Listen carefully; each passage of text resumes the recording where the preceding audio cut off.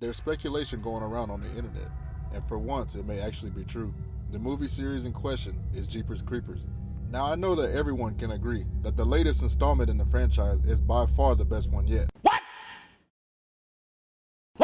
Okay, not everyone agrees with the last statement, but the storyline in question is the first Jeepers Creepers, which came out in 2001, starring Justin Long as Derry and his sister Trish, played by Gina Phillips, who are both on spring break from college and are making the road trip back home to spend time with their family during their time off.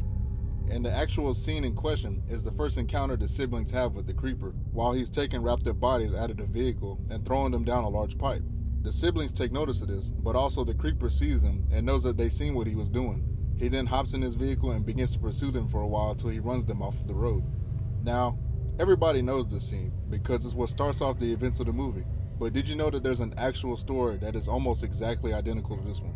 It's the story of Ray and Marie Thornton and Dennis Depew in Coldwater, Michigan on Easter Sunday, April 15, 1990. After his wife filed for divorce, Dennis Depew went to pick up two of their kids for a visitation with them, and they refused to go, and this in turn made Dennis very angry. And when his ex-wife Marilyn went to talk with Dennis, he pushed her down the steps and began beating her. The children pleaded with their dad for him to stop, and the oldest, Jennifer, ran to the neighbor's house to call the cops on him. Dennis then picked up the seriously injured Marilyn and told the kids he was taking her to the hospital, but unfortunately, they would never arrive. Later that afternoon, just like in the movie, Ray and Marie Thornton were out on a Sunday drive when Dennis Depew in his van passed them at a high speed. A few minutes later, they witnessed Dennis Depew attempting to dispose of a large sheet covered in blood behind an abandoned school. With Dennis taking notice that he had just been spotted, he would jump into his van and would pursue them bumper to bumper for miles down the road. Ray turned off the highway after noticing Dennis's van had pulled off to the side of the road. They turned around to see Dennis changing the license plates of the vehicle and noticing that the passenger door was covered in blood. They turned around to see what he was trying to hide at the school, where they found the bloody sheet in an animal hole. They alerted the authorities of what they witnessed, and it was discovered Dennis was the man that they seen. Tire tracks at the abandoned school matched his van, and the blood belonged to Marilyn. Based on the evidence, it appeared that he had killed her, but it wasn't confirmed till the next day when highway workers discovered her body on a deserted road. She had been shot once in the back of the head. Days later, Dennis would send out 17 letters to friends and family in an attempt to justify his actions against Marilyn. This would start a nationwide manhunt for Dennis Depew.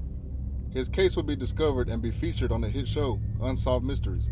Actually, on the night the show featured him, a woman they called Mary returned home outside of Dallas, Texas, to find her boyfriend, Hank Queen, already there, and told her his mother was ill and needed to go back home to check on her. He asked her to make him some sandwiches for the trip home while he gathered his personal belongings and gave her specific instructions on preparing his food for the trip. After putting everything in his van, he said goodbye to her, and she could tell something wasn't right. She could tell something was troubling him and had a feeling she would never see him again. Later that night, Mary was shocked to know that Hank Queen was actually Dennis Depew, and that he had just seen himself on the show and purposely kept her busy in the kitchen so she wouldn't see it. That night, one of Mary's friends would call the show's telecenter and provide them with the van's license plate number. 4 hours later, Dennis's life would come to an end by the Louisiana-Mississippi border. When Louisiana state troopers attempted to pull him over, he led them on a 15-mile pursuit, breaking through 2 barricades and having his back tires shot out. Dennis traveled about a half a mile afterwards before his van came to a stop. At around 4 a.m., after firing 2 shots through his windshield at deputies and another through an open window, he turned the gun on himself and took his own life. Follow the channel